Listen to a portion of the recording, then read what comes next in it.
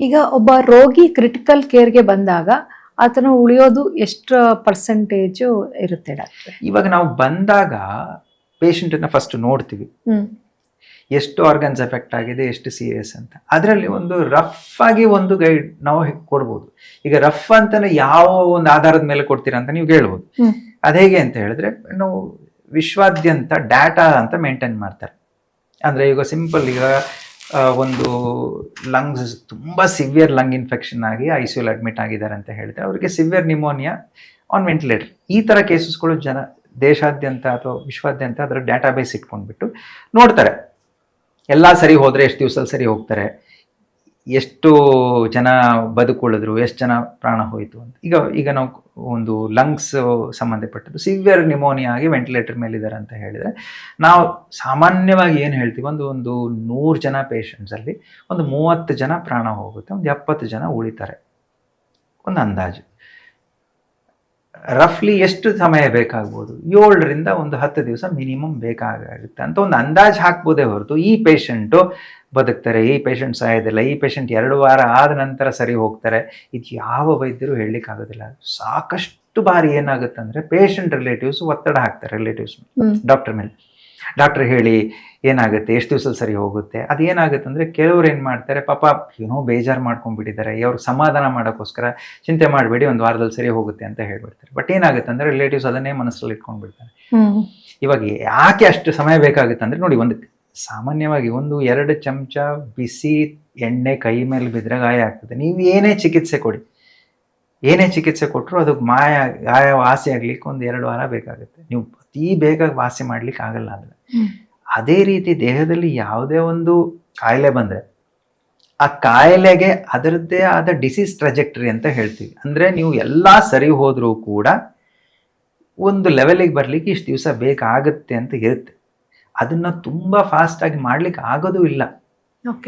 ಅದನ್ನು ಎಲ್ಲರೂ ರೆಸ್ಪೆಕ್ಟ್ ಮಾಡಬೇಕಾಗುತ್ತೆ. ಸೊ ಅದನ್ನು ನೋಡಿಕೊಂಡು, ಇವಾಗ 2 ಆರ್ಗನ್ಸ್ ಫೇಲ್ ಆಯಿತು, ಈಗ ಲಂಗ್ಸ್ ಫೇಲ್ ಆಗಿ ಮತ್ತೆ ಅದರ ಜೊತೆ ಕಿಡ್ನಿನೂ ಫೇಲ್ ಆಯಿತು. ಅವಾಗ ಏನಾಗುತ್ತೆ, ಚಾನ್ಸಸ್ ಸ್ವಲ್ಪ ಕಡಿಮೆ ಆಗುತ್ತೆ. ಈಗ ಸ್ಟ್ರೋಕ್ ಆಗಿ ಮತ್ತೆ ಫಿಟ್ಸ್ ಬಂದು ವೆಂಟಿಲೇಟರ್ ಮೇಲಿದ್ದಾರೆ, ಆವಾಗ ಚಾನ್ಸಸ್ ಬೇರೆ ಇರುತ್ತೆ. ಇವೆಲ್ಲ ಒಂದು ಅಂದಾಜಲ್ಲಿ ನಾವು ಹೇಳ್ಬೋದೇ ಹೊರತು ಇದು ಜನಸಾಮಾನ್ಯರಲ್ಲಿ ಕೆಲವ್ರಿಗೆ ಅರ್ಥ ಆಗುತ್ತೆ, ಅವಾಗ ಅರ್ಥ ಆಗಲ್ಲ. ನಾವು ಏನು ಮಾಡ್ತೀವಿ, ಅವಾಗ ನಿಮ್ಮ ಫ್ಯಾಮಿಲಿ ಡಾಕ್ಟರ್ಸ್ ಯಾರಿದ್ರೆ ಕರ್ಕೊಂಡ್ಬನ್ನಿ ಅಂತ ಹೇಳ್ತೀವಿ. ಬಟ್ ಪ್ರತಿ ದಿವಸ ಇದನ್ನು ನಾವು ಅವ್ರಿಗೆ ಹೇಳಲೇಬೇಕು. ಅವ್ರಿಗೆ ಆತಂಕ ಇರುತ್ತೆ, ನಿಜ.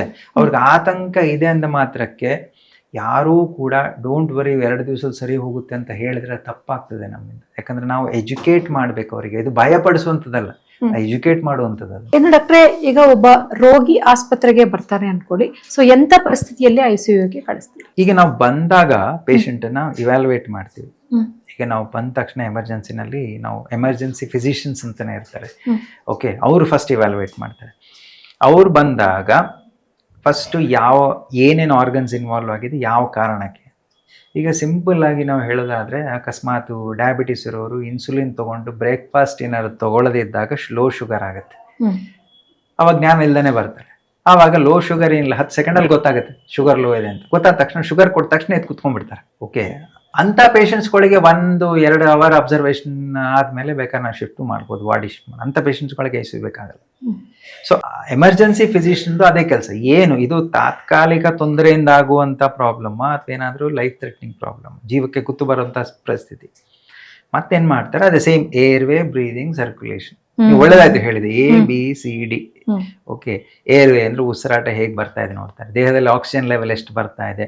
ಓಕೆ, ಮತ್ತೆ ಉಸಿರಾಟ ಯಾವ ರೀತಿ ಇದೆ, ದೇಹದಲ್ಲಿ ಆಕ್ಸಿಜನ್ ಅಂಶ ಎಷ್ಟಿದೆ, ಸರ್ಕ್ಯುಲೇಷನ್ ಹೇಗಿದೆ, ಹೃದಯ ರಕ್ತ ತಾಳದಲ್ಲಿ ಹೊಡ್ಕೋತಾ ಇದೆಯಾ, ಹೃದಯ ತಾಳ ಬಿಟ್ಟಿದೆಯಾ, ರಕ್ತ ಸಂಚಾರ ಸದಿಯರಿದೆಯೋ ಇಲ್ವೋ, ಅದೆಲ್ಲ ಗೊತ್ತಾಗುತ್ತೆ. ಬೇಸಿಕ್ ಇಷ್ಟೇ.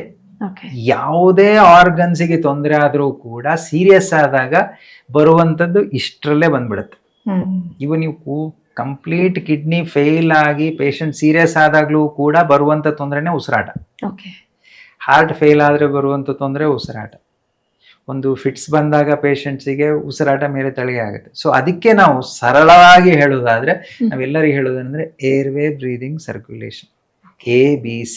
ಸೊ ಫಸ್ಟ್ ನೋಡುವಂಥದ್ದು ಅದು. ಯಾಕಂದ್ರೆ ದೇಹದಲ್ಲಿ ಯಾವುದೇ ಆರ್ಗನ್ ಏನೇ ತೊಂದರೆ ಆದರೂ ಕೂಡ ಈ 3 ಬಂದೇ ಬರಬೇಕು. ಓಕೆ. ಅದು ನೋಡ್ಬಿಟ್ಟು ನಾವು ಡಿಸೈಡ್ ಮಾಡ್ತೀವಿ ನೆಕ್ಸ್ಟ್ ಏನು ಅಂತ, ಕಾರಣಗಳು ಹುಡುಕ್ಲಿಕ್ಕೆ ಸ್ಟಾರ್ಟ್ ಆಗ್ತೀವಿ.